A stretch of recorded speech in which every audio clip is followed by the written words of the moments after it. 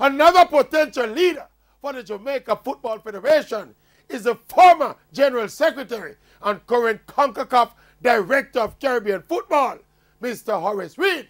This is the man who was the football and administrative brains behind that historic 1998 World Cup run. Add that know-how and competence to his vast and still improving expertise gained from years of continued service in the CONCACAF administrative hierarchy. The issue of Mr. Reed giving up his substantial job at CONCACAF to assume the leadership of the JFF would obviously be a choice he would have to make. But we assume he would be totally committed to the running of the nation's football if and when he crosses that bridge. One thing for sure, no one knows the ins and outs of the day-to-day running of the JFF more than Mr. Horace Reed. He was the man who dotted all the I's and crossed all the T's during Jamaica's most successful period in football.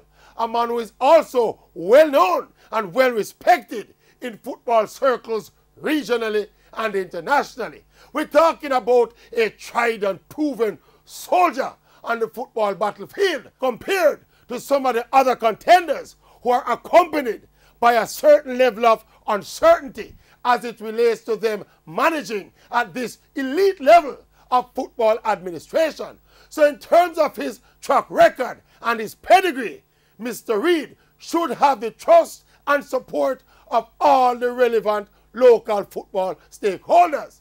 And so, without a doubt, Mr. Horace Reed represents a formidable option for the presidency of the Jamaica Football Federation. But again, the Maverick don't have no vote.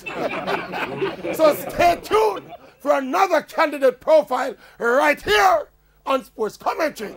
Coming soon.